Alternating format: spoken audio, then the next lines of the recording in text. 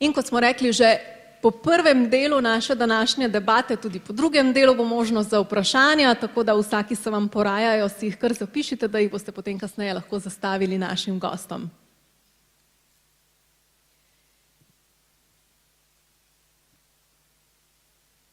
So, Mr. Werhahn, we're going to start with you. We were talking during the break about your company, because when we talk about Slovenian family businesses, these are usually smaller businesses, and you were just telling me how much bigger issues are in big companies such as your family business. So I would like to ask you to present us how a big family business is functioning. Well, thank you very much. Yes, I'm coming from a family that has been doing this business since 177 years. So we're a little bit older than Underberg, but not much. 170. Yeah. Okay, and we have now more than 300 shareholders, and we are in the 6th generation. So the difficulty that we have is to find the right successor, not only to transfer the ownership, but also to maintain the family business and the spirit and the values of the family in the next generation if you have more than 300 people. So the company is also very much focused on those family values, and they are basically the same of Underberg's, I would say, generally speaking. We also come from the same region, so there is not much big difference. The values are also derived from Christian values, and that is then expressed today in modern terms like fairness, ethical values, and to do business for all stakeholders and also for the community you work in. And then secondly, we are also adaptive, so we, different to Underberg, we have had different businesses. We started and then we sold them. So in modern terminology, you would say we are private equity since 177 years. We all started when we were in the early 1900s. We were like peasants and just cultivating our land, and then fortunately for us, unfortunately for the country, there was Napoleon coming through, and he was expropriating the church. And since the country, the country we were working on belonged to the church was taken away, this property, and we could buy the land. And so that started then the business, and then we started trading things that were used in the agriculture. And then, for example, we had this business with South America to put on guano on the ground, so that was fertilizing business. And then, of course, then for making bread, we had all sorts of ingredients business, and this is all sold. Now, in these days, we have 3.3 billion turnover with roughly 10,000 employees, and we have an equity ratio of around 70%. So which means we are pretty independent from banks. And also the newest thing is now that we have to reinvent our businesses, because we also, of course, have to watch the digitalization and the effects of new businesses and platforms, etc. I already showed to one gentleman here that we have, for example, now not only the business of leasing programs for cars, but also we have a platform where you can compare the different leasing conditions of different leasing companies. And so that was developed internally, and this is sort of creating a new market and a new platform in the platform business. So this leads me to the third point, we are very diversified, and we have to diversify also our business according to we have never had one single product. We always were in different businesses. Now we are in the stone and slate business as the main turnover, like roughly 50% of the net sales are coming from stones, basalt and slate. And then the other big part is coming from knives and kitchen products, kitchenware. And then the third is financial services, banks. The Bank 11, for example, or the ABC Bank. So what we are doing is in times of where other banks are going down, we are building up new banks, specialized on leasing or on different products. And they are mostly internet-based. So it's completely renovating the company from within. Now, when it comes to the shareholders, since we are more than 300, you can only be in the management with a handful of members of the family. And so when you are in a certain generation flow, maybe, for example, my father was the youngest of 7 children. So when I was born and when I had my degree in the school, there were already some other cousins that were older than me that had already decided they wanted to start a career within the family. So I decided myself to become a lawyer, to study a lot around the world and to do different things, and then to start in other companies, to work in other companies, and then later on become independent. And now what I'm doing right now with my own chandelier company is basically the same thing that my ancestors did, doing some sort of investment in small or medium-sized companies, particularly in the digital field. So that's basically, because maybe it is part of myself that I have to do that. Same happens to my son. I have a 28-year-old son, and he has already founded 4 activities in different fields, and I'm very proud of him because he's really also showing the same mood to try out new things. So next question is basically for both of us, for both of you, since you're coming from companies with really a long tradition. How important is it for a family business to follow new trends? And how is that working with different generations in the company? Maybe you would like to try out something new, and maybe the older generations would like to go a little bit more slow. Can that be an issue? Of course, you need a lot of discussions. And I personally are convinced that actually, whether you are a family company or whether you are a big international structured listed company in any of the big places of the big stock exchange, London or New York or Frankfurt or wherever, you always have the same debate between the existing portfolio or the existing products or the existing services you are offering, how much you should keep of it and how much you should innovate, whether it's within a family or not. The advantage, if you do your job in your family well, is you go much deeper in the debate and you discuss much more. And you discuss, especially, and this is why sustainability is core and key in our vision, under the perspective of the long term. I think when you look at short-term, quarterly horizon perspective of a lot of the, not all, but a lot of the listed companies, you see that it is a big, big, big problem for them that they have to deliver their quarterly results in a very short-term manner.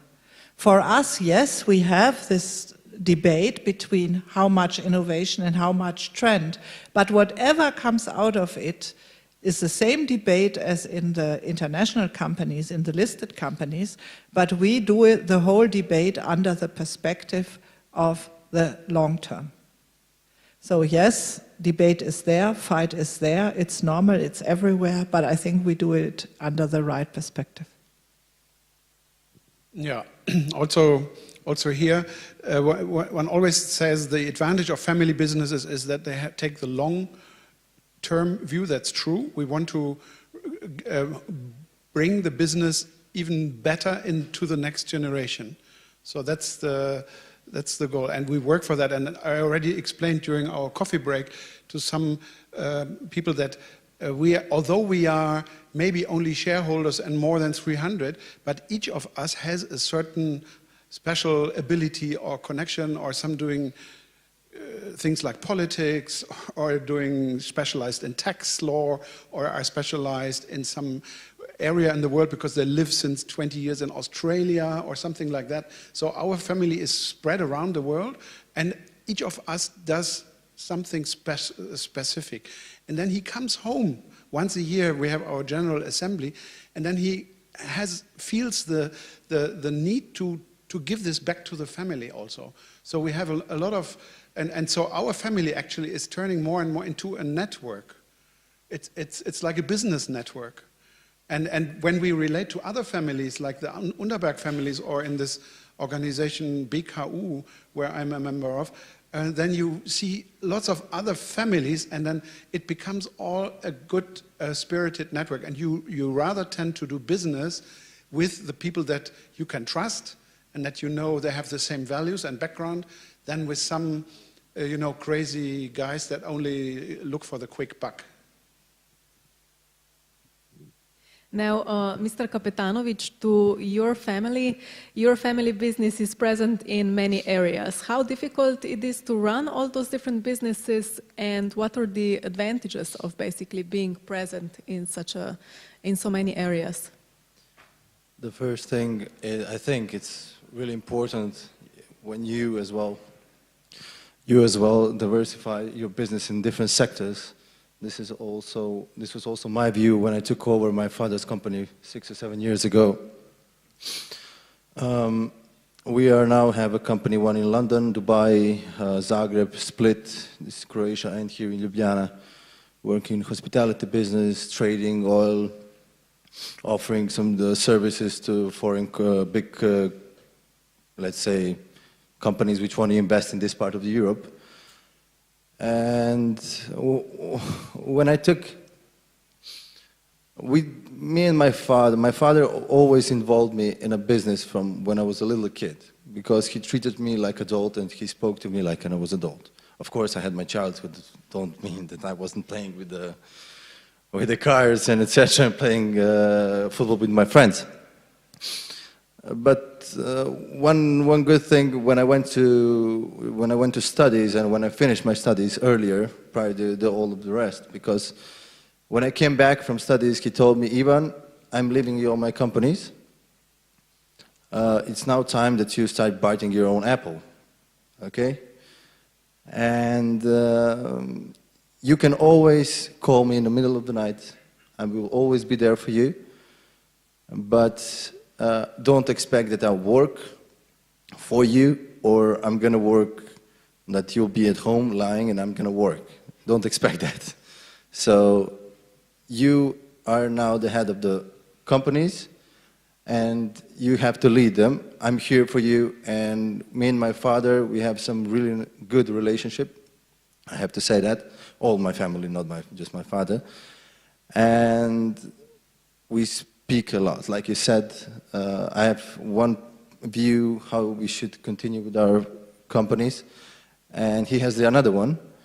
But we argue, of course we do. We fight.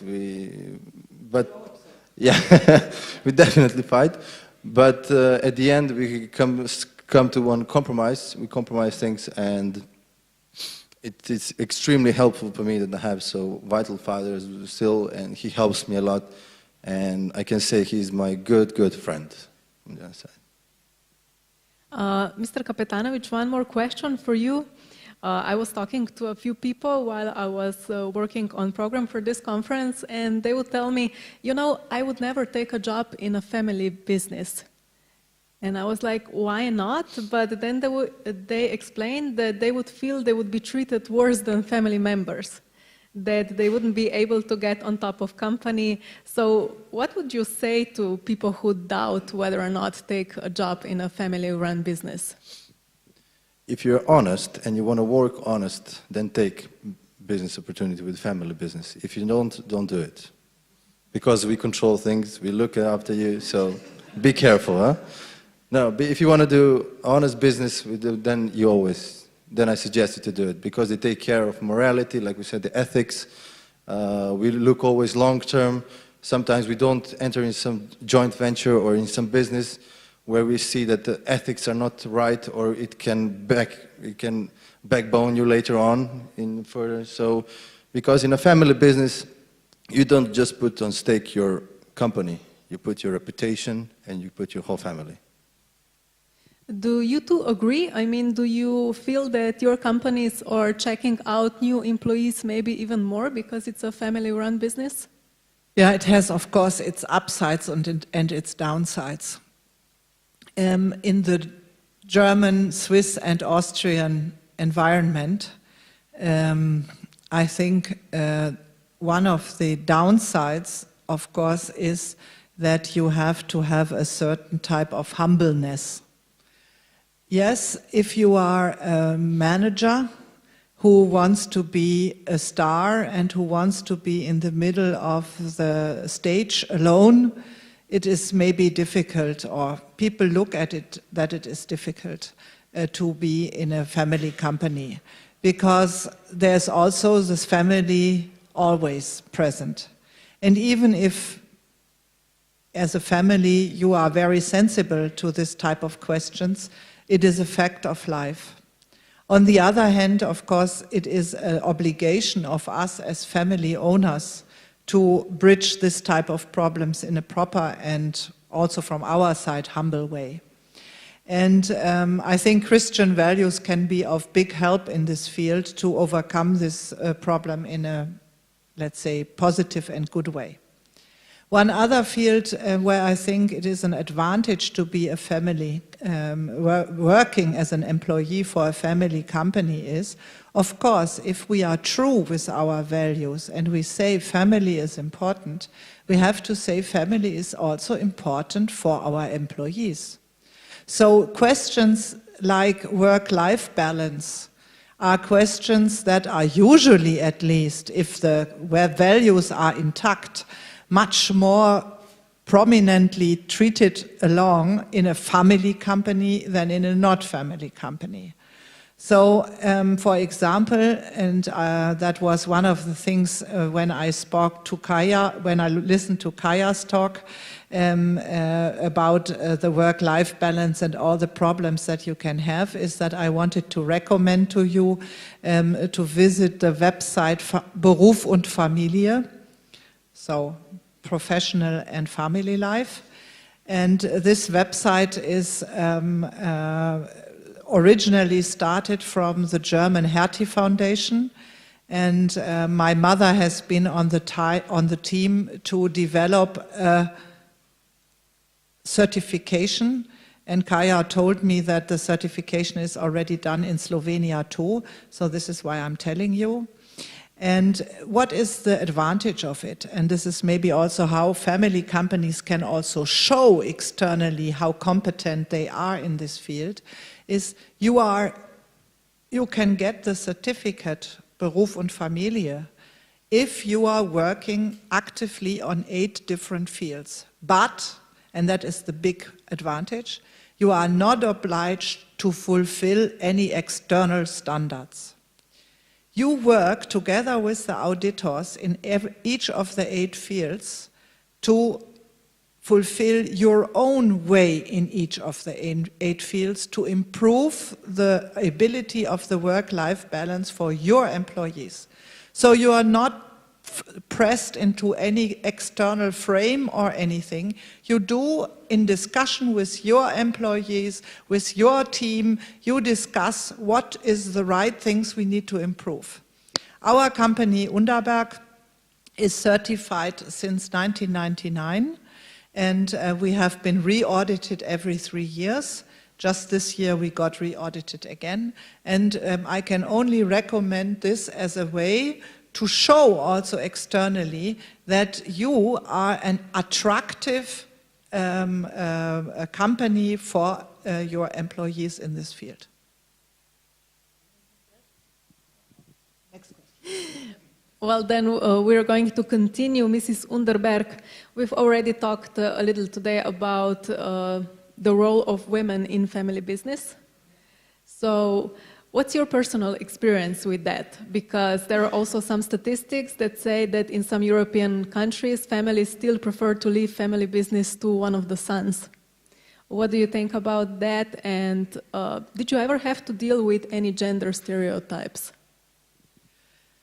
Okay, the spirits industry, of course, is more an industry for men, but of course I have to also say we are not the typical company. As right from the beginning, the wife of the founder was very much active. Also, when then the first generation change took place, the founders couple, they had 6 children. At that time, of course, the health conditions were not so good, so only 2 were grown up, 4 died at childhood. And one of the 2 grown-ups was a boy, and he got the business. In those days, I think the normal decision. The next generation had 12 children. We come from the same Catholic background. My grandmother, she was the 9th child. My grandfather was the 11th of those 12 children. And so it is a very difficult situation in this time to hand a business over to a woman, but on the other hand, the wives of those sons played more active roles. My grandfather died from one day to the next, 10 days after my father was 17, and my grandmother took over the business. Also there, I think she was a very brave lady, and she died in 86, so I have a very vivid memory still of her. And I think without her, I would not be sitting and talking to you either. So, so for me, if you asked about gender stereotypes, I have never believed in gender stereotypes, because I am totally sure that even in our own family, not even if I look around to other companies, I can see that women are capable of running businesses. So that's step 1. And step 2 is what can we do to give them a chance? I think the most important one is the topic I just have talked about, that you can combine your work-life balance in a good way. My husband and myself, we have raised 4 children. Our youngest is now 14.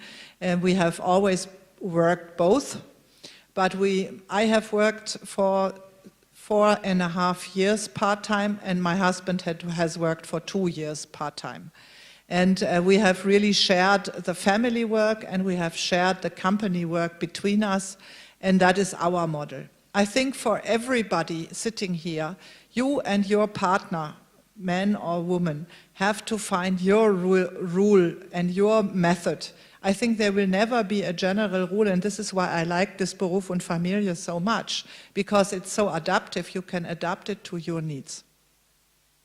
Now, the question for all 3 of you. Family businesses with long tradition usually also become pillar of the community. So how would the 3 of you recommend to family businesses how to communicate with local community, what to do, how to interact with them so that the relationship is positive? Well, as I said, we did always, as family members, work for caritative reasons. And now, since like 5 years, we decided we have a foundation, which is called Werhahn Foundation, and they are focused on the communities where we have people working for us. So that this foundation then, with it especially has programs for children that are not integrated in the society. And so if that is located around our factories, for example, our offices, then they can also see and feel, and also the employees and also the family, they all get the feeling they get something from this charity, they have something from this. And that created a lot of goodwill within the company and within the communities. And secondly, some of our members of the family, also particularly myself, we try to work also in the public field, which means it's not only the company, but it is the economy around it, and the legal and the political work.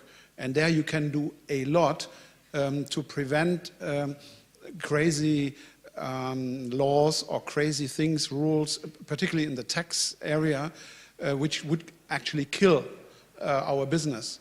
And so we are all fighting, and this is part of the community, the country, or even Europe, you know. So we all have to see what needs to be done. And then if you give this back to the community, then the community says, okay, this guy is not only working to fill his own pockets, but he's also helping us all in a certain way. The common good, the famous common good. Yeah. Maybe I would also add next to this, you said really perfectly, let's say, also to involve, it's our obligation, let's say, to involve local community in also your work and to make them understand what you do.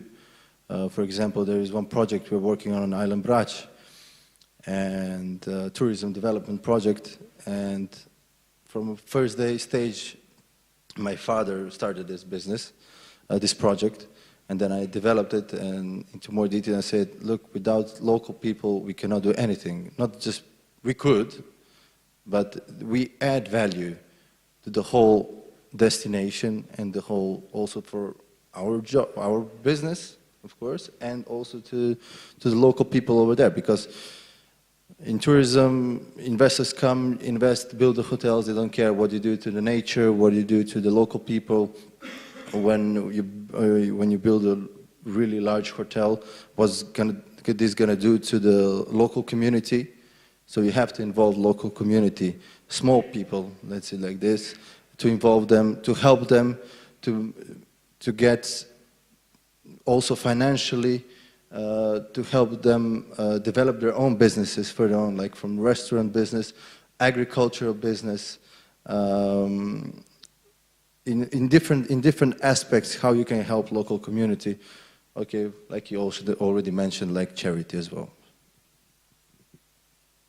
Maybe one additional, I can only follow what the two gentlemen next to me have already said, and yes, we do this also in our family with our only 4, not so many as the Werhahns, with only 4 family members. We have sort of split it a little bit. My husband is doing the political part, and I do the more scientific part, and so on. So, but generally the same. I think what is also important is to give freedom to your local employees to follow you on this path. So we have at our last round jubilee of the company, we have given the so-called volunteer prize to our employees who did the most interesting volunteer work. And to give also, to be flexible as a company, I think there everybody can only learn from Switzerland, where I currently live. In Switzerland, volunteer work is one of the big pillars of the society, and it is expected from every employer to give freedom to employees to do this type of work. And not only in Switzerland, but also in Germany, Austria, and also in Hungary, we do this. We give freedom and we encourage our employees to also do volunteer work, because we think the networks to make Europe really resistant and future-oriented for the future, for the next decades, will only work if the exchange, the networks, the attitude towards also volunteer work are strengthened. You know, we always say that a key to a successful business is a great leader. So if maybe we talk a little bit about leaders of family companies, is there a profile of a person? What kind of person is a great leader of a family business? What skills or personality traits should they possess? And maybe even, is it necessary for them to be part of family? Because I know that some of huge family companies decide to get outside CEOs. Yeah, I think we have a new type of leader coming up anyway. And we should do it in family companies, but we should do it also in other companies, in public companies. And this is this is, and we are moving away a little bit from the age of number crunching management, where decisions are only made on numbers, and we more look at business cultures.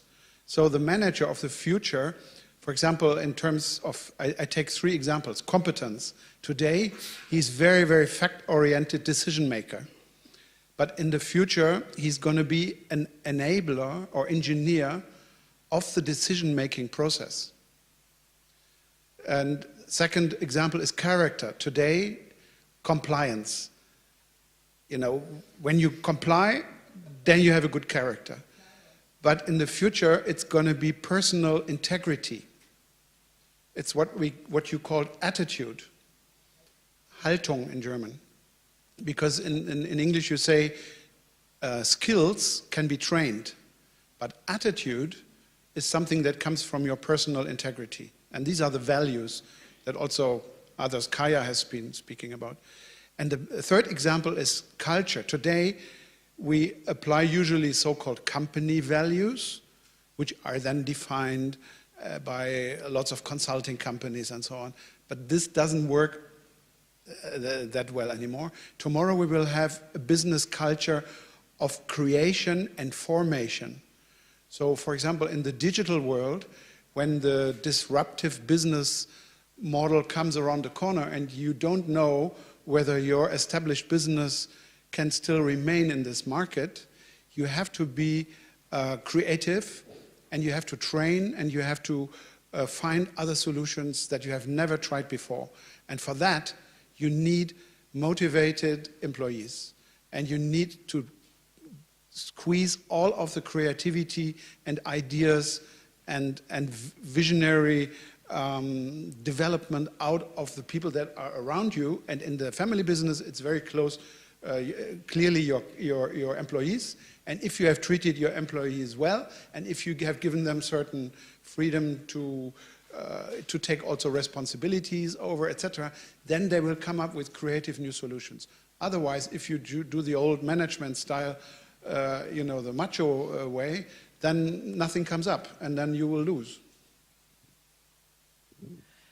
Thank you. That was a very good opener. I once had this question that you just put here on the table, Mrs. Schwab, and I asked it myself to Professor Simon, the founder of Simon and Kucher, and I asked him, you, Mr. Simon, you have really invented the word of the so-called hidden champion. And you have met all of them that you have identified in the process. Tell me, how was the leader, the typical leader? Was there anything like a typical leader? And he said, that's easy to answer, no. So that I found very, very frank and very fair and very good. So I had a very nice talk with Professor Simon, and the outcome of the talk, if I want to, let's say, distillate it for you, of course in my business it's always about distillation, if I want to distillate it for you, it is, if you want to be a good business leader, the most important you have to know is what can I do, and even more important, what can I not do. Every leader he has ever met, he had a good judgment about this part. And he built around himself a structure of people that helped in those fields where he did not have the competence, the skills, or whatever. So I think that was a very interesting answer. Basically, it's not a question about personality. It's a question about this attitude that Stefan here was just speaking about. That's the one answer. The other answer, if we speak about our current situation, yes, we do not have the stable environment that we had 20 years ago.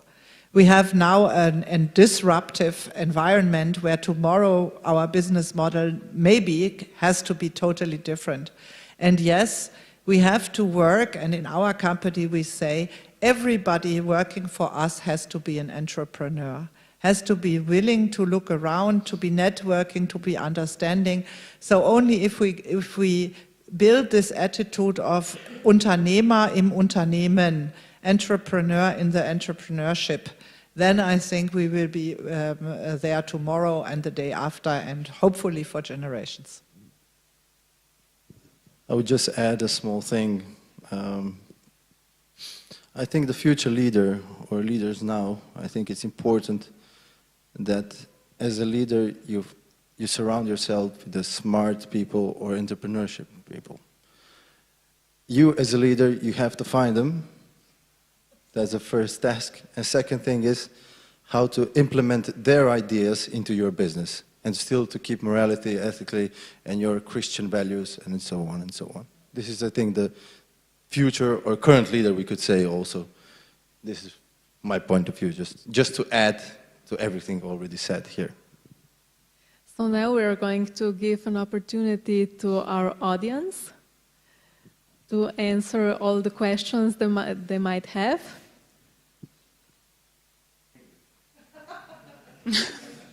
Okay, I'll stick to English. Okay, let's keep it simple for now. So first of all, thank you. It was very interesting debate.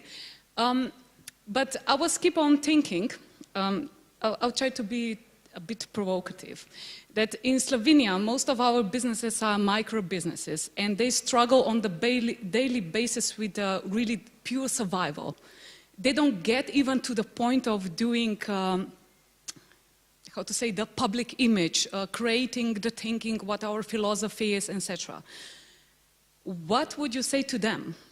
I mean, in terms of the family businesses, what they should take care of, what your maybe guidelines are, or maybe for them how to grow from this scheme to the larger one?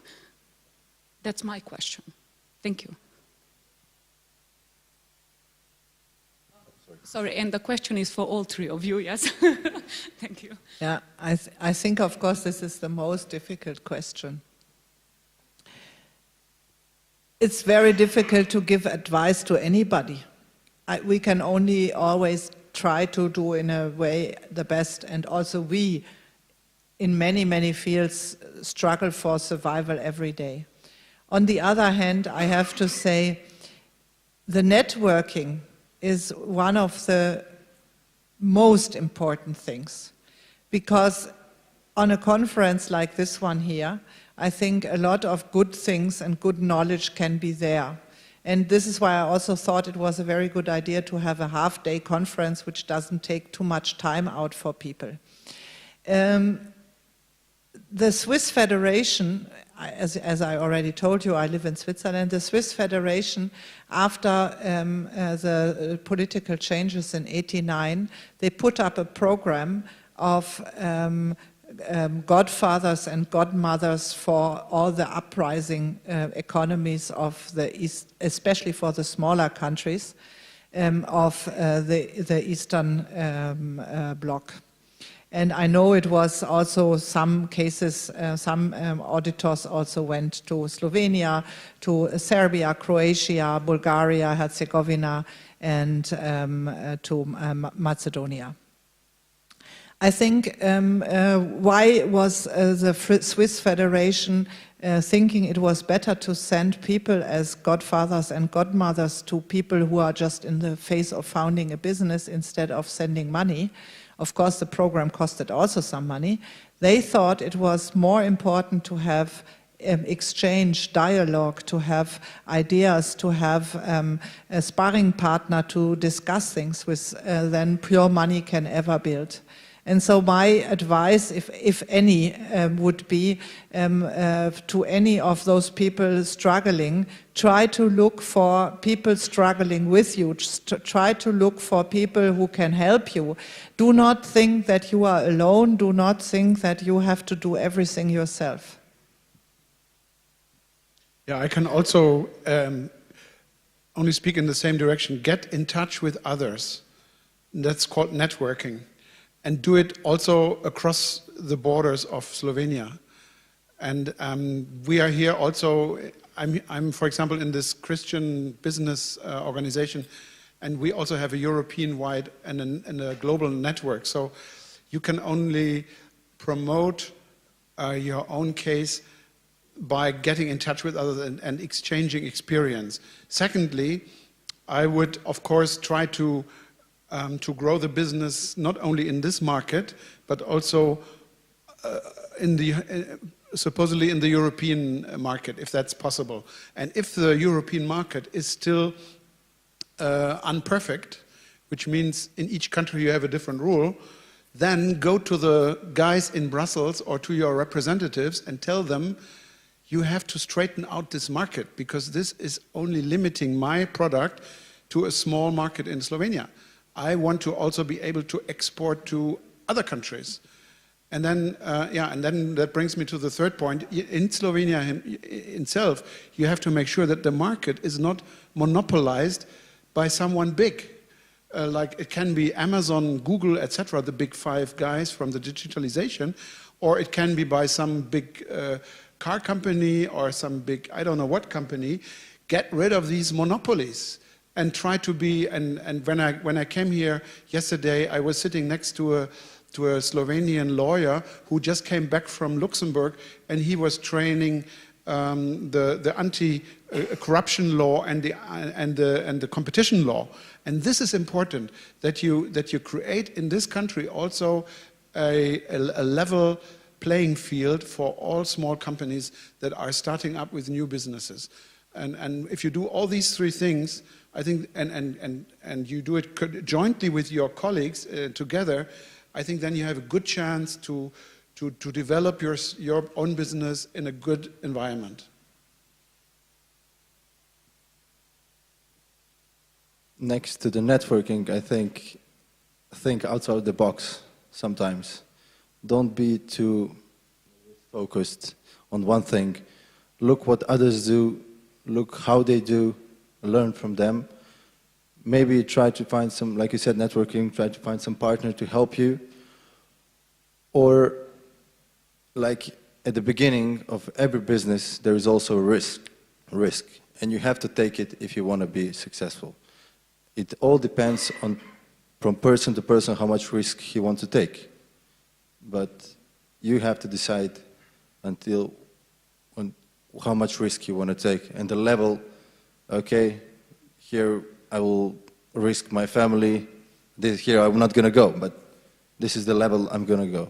And think about it, how to develop from there and how much risk you're prepared to take.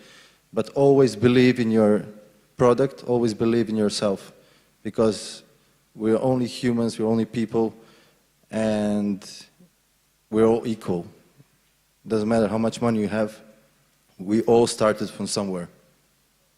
And to come here... I agree. So never give up, never give up. Even when they back it down, even if they tell you that this will not be successful, if you believe, go. And of course, listen to others, listen to their suggestions. But if you're focused and you believe in yourself, then there is no limit. Mr. Kapetanovic, since you've mentioned risk, I remembered that I think Mrs. Emeršič was talking about that at the beginning of the conference.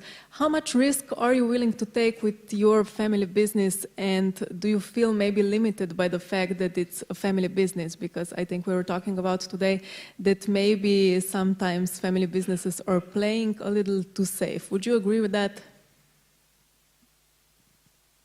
I think me personally, or family businesses, I wouldn't say so. But we have more responsibility than other big, let's say, hedge funds or big groups. Because if they screw things up, they change the CEO, director, and he leaves. But I can screw my whole family.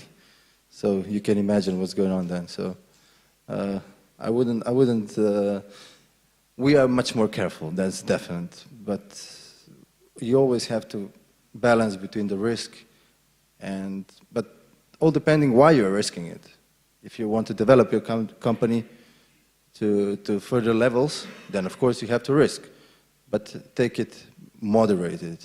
Don't take it too much, because I believe in near future there will be a new crisis coming, and we, especially family businesses, we need to be prepared for it. Yeah, I think that when you look at the economy and as a total, you will always have different type of owners. And I think depending on the structure and the function of the business in the economy, in the macroeconomy in total, there is more likely and less likely owners. Let me make an example. I think it's quite a good idea that in, let's say, in the streets or the electrical network or the piping in a village, that it does not need to be owned by the village or by the public hand, but at least the public hand should have a prominent share in it. On the other hand, I think, for example, in Germany, we have that the largest hospital and old age people daycare place is run by churches, the Catholic and the Protestant church. I think it's a quite good owner for this type of field in the macroeconomy. I think also family businesses are good owners for certain type of sectors, especially in the hospitality field, especially in the field of, let's say, long-term production of things. Let me go to the startup scene. If you are as big as Werhahn here on my right-hand side, of course you can also have a certain element of this in our company. And also, let's say, if my son or daughter is starting a startup tomorrow, I will be more than happy if they do so.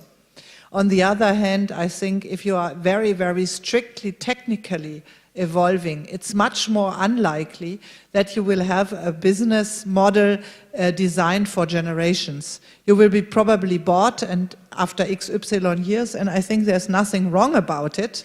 Not everybody needs to be a family business, and also a hedge fund and a publicly listed company and a church and somebody else can have a company and activity.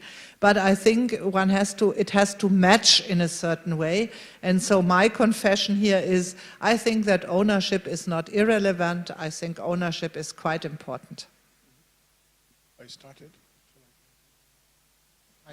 No, I think most important is that if you have creative entrepreneurial talent somewhere in your family or amongst your employees, let it grow, As long as it creates value, it's worth something. Either you develop it further for the next generation, or you sell it to Microsoft for $25 million or something like that. That's a perfect business model. You can, as an employee, you can never make that much money in 5 years, but compared to selling a startup for 25 million. That's the best way to start a business. Thank you. Imamo še kakšno vprašanje iz publike? Thank you. I'm not sure if I will be able to explain, but I'm always wondering how a family person who has a business should educate their children regarding the taking over. For example, the situation in Slovenia is a little bit different because we don't have such a long tradition in having businesses. Our private businesses started from craft. That's a big, huge group. But on the other hand, only after 1989, we started to have this entrepreneurial growth.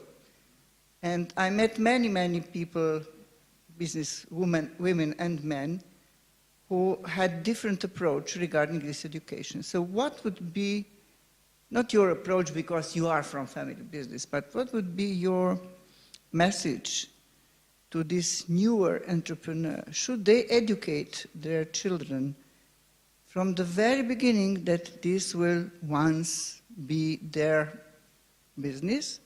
Or should they have the freedom of deciding what is their future? Because this is really very tricky question. Thank you. Yeah, I think since you have this handcraft tradition in Slovenia, we already talked about it in the last coffee break. I think you should have a dual education with your children, which means place enormous importance on the practical work, but at the same time at the teaching, at the theoretical education. And then secondly, also look at the next future trends, the technology. And everybody knows that in the handcraft area, there are the gig companies coming, the platform companies. And so you have to start thinking of how to open up this new field of getting your orders not from one private person to the business handcraft person, but via some other ways of getting those orders. And I would train them, and then I would not focus so much on this is going to be your business, because maybe in 20 years, the father's business is not worth anything anymore. So they should start their own stuff. And then they will always realize, hey, yeah, my father did it this way. And then they will, I think, automatically look always at examples. And the role model can be the father, but the role model can be also the professor or some uncle in some other part of the world, or some mother or some lady, or maybe he marries someone who is really helping him also, or her, or vice versa. So I would be totally open to what comes out of this wonderful child. You know, look at really close at its talent and let it develop its own talent, and maybe help encourage for their own talent to grow. And then they will be happy, I'm sure. Yeah. So for my 4 children, I made very clear that it is absolutely not necessary for them to come into the business. Absolutely not. Of course, I tried to give them, just like Mr. Werhahn said here too, good advice, what I would find according to their, as I have 4 children, to the individual skills of the child, a good advice in which direction I see their development as a good development as a personality. But I have very, very strictly said nobody has to come into and join me in the business.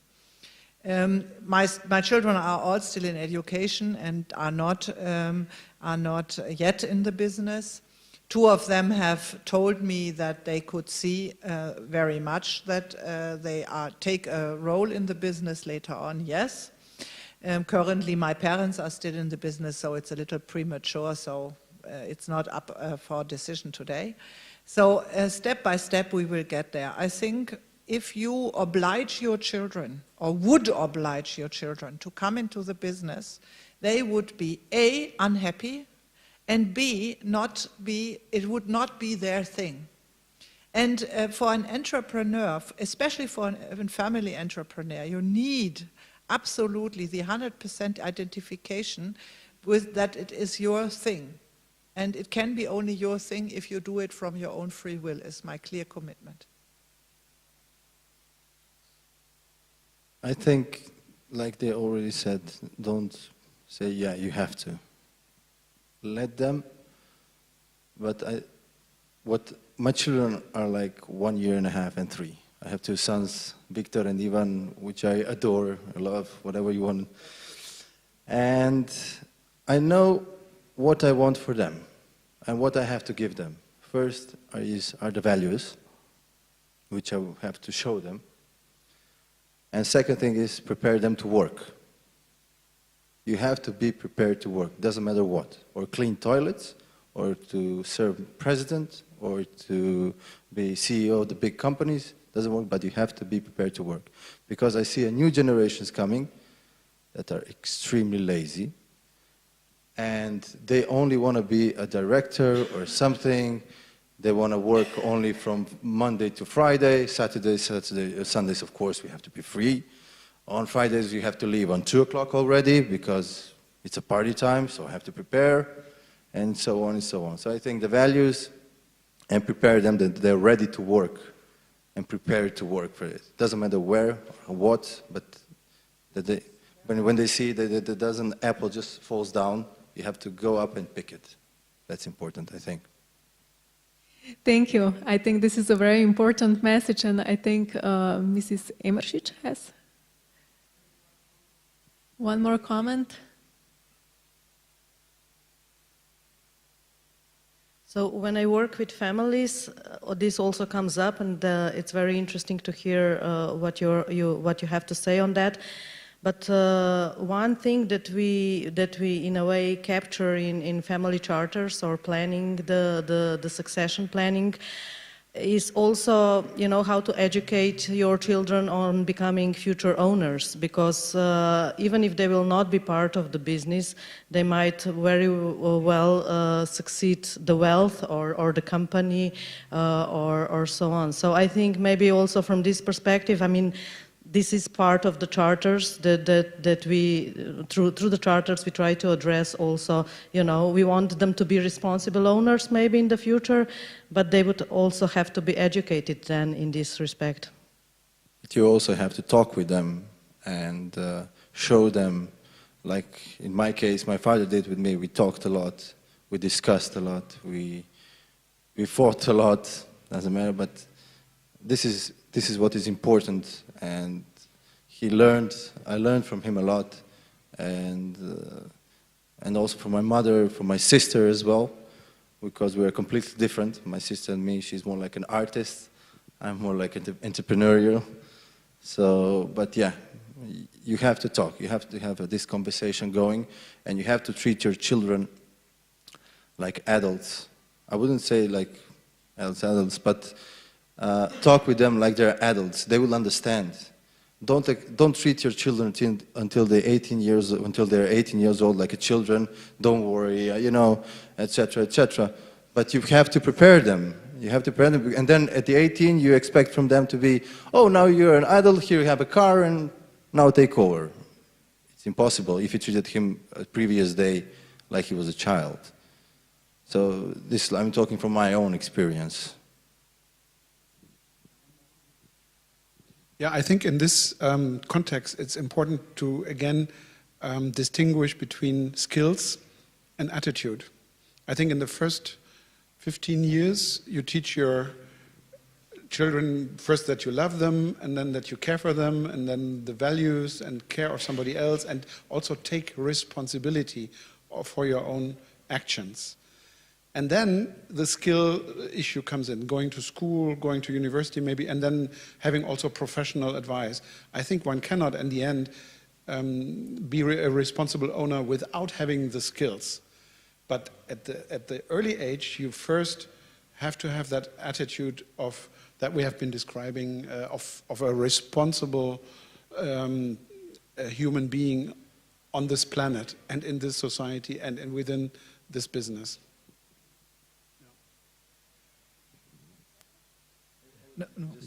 I would just add one example that it's easier to understand. My three-year-old son, I came back from work, I wasn't in good mood, but every time when I see them, and then I become in a good mood. But he looked at me and said, why are you sad? And I said, one person didn't show up to work, he should, and etc. He didn't say. He looked at me like after a few seconds, don't worry, father, it will come next one, don't worry. No worries. No, they understand, so talk to them. Well, any new questions from the audience? In that case, you talk among yourself to your children, but we are going to stop talking. This was all from our side. Thank you so much for being in the audience. Thank you, the three of you, for being my guests. And now I will ask Marko for some last comments. Torej, še v imenu organizatorja, zahvala vam za uspešno zaključeno prvo konferenco z naslovom Rast in razvoj družinskih podjetij, izzivi, ovire in priložnosti. Hvala vam, da ste vztrajali z nami. Upam, da ste se mnogo novega naučili. Zdaj, v šoli nas učijo, da moramo na koncu vedno ponoviti, kaj smo se danes naučili. Zato bom šel še enkrat čez program in pogledal glavne točke, ki smo jih spoznali.